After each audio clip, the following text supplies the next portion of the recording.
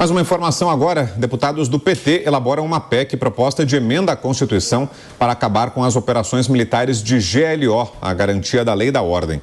O texto, em articulação, também obriga a transferência de militares para a reserva quando assumirem cargos públicos, mesmo que temporários. Segundo a minuta, a proposta também alteraria o artigo 142 da Constituição Federal, que trata das funções das Forças Armadas. Cláudio Dantas, o que acha das possíveis mudanças? Dantas? Eu acho bom. Eles estão fazendo sem querer.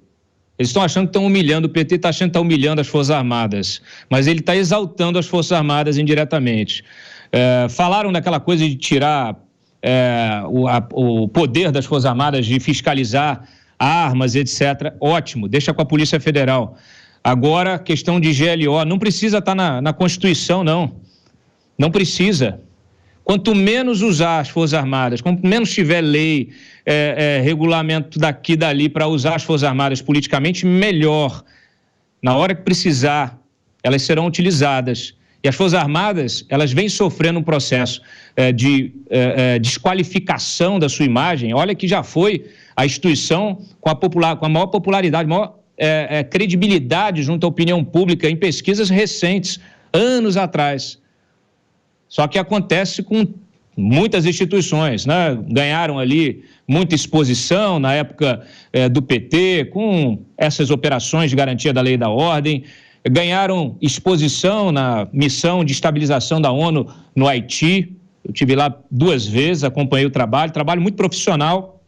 Tiveram exposição também num reaparelhamento, né, de bilhões e bilhões, envolvendo até empreiteiras que foram pegas na Lava Jato, e foram beneficiadas por isso e foram se empoderando. E aí, infelizmente, foram utilizadas politicamente pelo governo anterior para o dia a dia da política.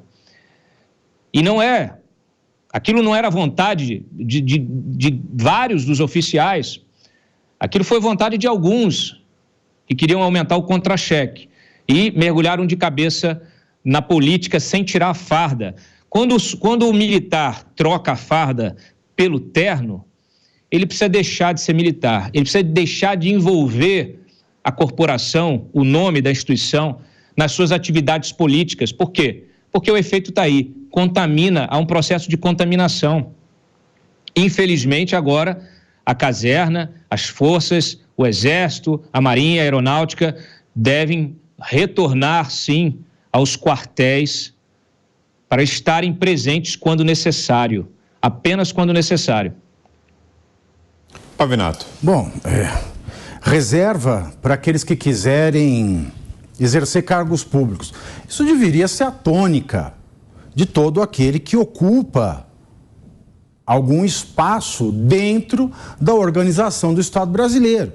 Juízes, promotores, os soldados das Forças Armadas e qualquer outro agente que já receba o seu salário do pagador de imposto.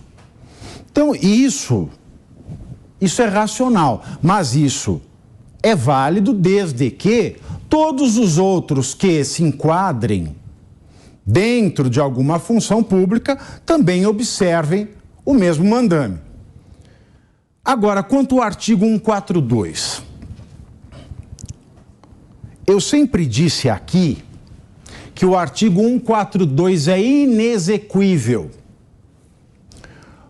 Quando eu ouvia a tese de aplicação do artigo 142, eu sempre disse, isso é um absurdo, porque da maneira que o artigo 142 está na Constituição Federal de 88, ou seja, da maneira que ele foi inserido lá em 88 e está até hoje, do jeito que está escrito, não dá para executar. O artigo 142, ele diz que as Forças Armadas se compõem de Exército, Marinha e Aeronáutica, diz para quê que elas funcionam, e dentro dessa funcionalidade, ele coloca uma equação que não fecha. O que o artigo 142 diz? as Forças Armadas, Exército, Marinha e Aeronáutica, que estão sob a autoridade suprema do presidente da República, e essa frase não quer dizer nada por conta do trecho que vai seguir. Então, essas Forças Armadas, sob a autoridade do presidente, elas servem para a defesa da garantia da lei e da ordem, para defesa da pátria e para garantir os 3 poderes. E pode ser requisitado por qualquer um dos 3 poderes. Esse é o artigo. Então, como é que alguém pode acionar as Forças Armadas para agir contra um poder se a função dela é garantir esse poder e também pode ser chamada da mesma maneira que o presidente o faz pelos chefes dos outros poderes? Então, é inexequível. O que o PT faz é perigoso. Por quê? O que o PT faz... Esta proposta de emenda à Constituição viabiliza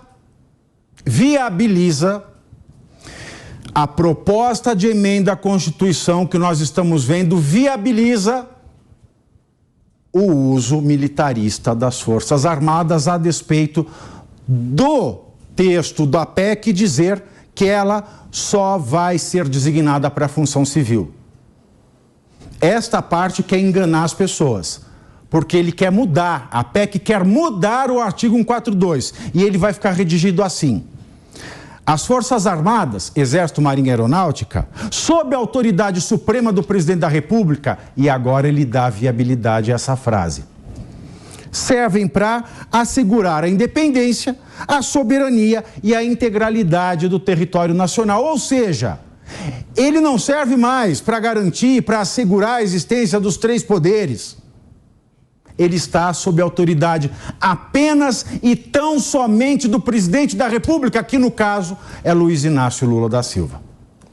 A PEC viabiliza 142 da maneira que alguns tarados queriam que ela funcionasse lá atrás. E isso é muito perigoso. Você, Mota, o que acha da proposta? O rancor é mau conselheiro. Não me parece que essa seja uma das prioridades do país. Aliás, quase nada na pauta desse governo diz respeito às prioridades reais do país, né? O governo quer o controle do Banco Central e o aumento das metas de inflação, em vez de trabalhar justamente para manter a inflação sob controle. O governo quer recadastrar as armas que já foram cadastradas e que estão na mão dos cidadãos de bem, em vez de se preocupar com as armas de guerra que estão nas mãos dos criminosos. Não faz sentido nenhum acabar com a possibilidade das operações de garantia da lei e da ordem. Ao contrário, a iniciativa deveria ser justamente no sentido de dar mais autonomia e segurança jurídica aos militares que participam dessas operações. As Forças Armadas já deram demonstrações suficientes de que são uma das instituições mais sólidas e merecedoras da confiança dos cidadãos. Além disso, não custa lembrar um fato importante. Quem mais usou os decretos de GLO foram os governos do PT. Portanto, fica aqui uma dica: decisões tomadas em cima de emoções momentâneas costumam gerar muito arrependimento. E como é que foi recebida aí, Zé, essa proposta, apesar de ainda não ter sido apresentada, né? Mas a articulação em torno do texto já foi noticiada hoje. Qual foi a repercussão aí em Brasília, Zé? É difícil mudar, é impossível mudar a Constituição, não há nenhuma prioridade, nada para mudar. A legislação já é bastante clara. A Constituição trata as Forças Armadas com competências definidas ali de uma maneira muito clara. Eu não vejo possibilidade de mudança. As Forças Armadas são importantíssimas. Eu costumo fazer uma comparação com a manutenção. Se diz, as Forças Armadas são caras e na prática nós não enfrentamos guerra há muito tempo. O Brasil é um país pacificado, não precisa de Forças Armadas. Há esse discurso. E aí eu me lembro exatamente da manutenção. Quem leva para o segundo plano ou nem toma cuidado de fazer nenhuma manutenção, um dia está em casa assistindo televisão, a luz vai embora e aí é uma grande dificuldade, queimou tudo por falta de manutenção. Se houver necessidade de uma atuação de um grupo, de um exército ou de forças armadas e não tiver forças armadas, vai demorar muito tempo para formar, treinar e ter. Então, é indiscutível a exigência de forças armadas para garantir, inclusive, a democracia e a soberania do país, assim por diante. Sobre a legislação, o Código Militar já traduz muito bem isso aí. Como o Mota falou, é preciso passar para a reserva. Quero dar uma notícia aqui. Foi assim com Jair Bolsonaro. Ele, quando foi para a política, passou para a reserva, né? Se aposentou como capitão. E foi assim com Vitor Hugo, o ex-líder do governo, Major Vitor Hugo, passou no concurso da Câmara, foi para a reserva. Foi assim com Tarcísio de Freitas, que era militar, saiu, foi para a reserva e foi trabalhar na Câmara, passou num concurso dificílimo, e vários outros. Uma notícia aqui: o presidente Jair Bolsonaro não contratou ninguém da ativa para o governo. O único, a exceção, como toda regra tem exceção, foi o Pazuello. Foi o único da ativa que teve cargo no governo do presidente Jair Bolsonaro. Foi o único, o general Pazuello. Porque todos que ficaram no governo, e houve uma grande exploração disso, eram da reserva. Os generais, coronéis da ativa estavam fazendo o que sempre fazem os militares: treinando e estudando muito. Quem não estuda no meio militar não vai para frente. Quem não faz curso fica estagnado, não vai para frente. Então, esta é a realidade. É assim mesmo, tem que ir para a reserva, se o militar quiser disputar um cargo político ou mesmo ocupar uma função pública. Algo mais, Pavê? Não, eu quero deixar claro, frisado, Marco, prestem atenção. A gente às vezes fica de PPP e não presta atenção. Wittgenstein disse: o homem pensa que domina a palavra, mas é a palavra que domina o homem. Quando a gente não presta atenção no texto das alterações legislativas, acontece o pior para o povo. Então prestem muita atenção. Se essa PEC passar, se o artigo 142 for alterado conforme a sugestão dessa PEC, se isso acontecer, o Brasil passará a ter toda a possibilidade de se tornar uma ditadura bolivariana. Guardem isso.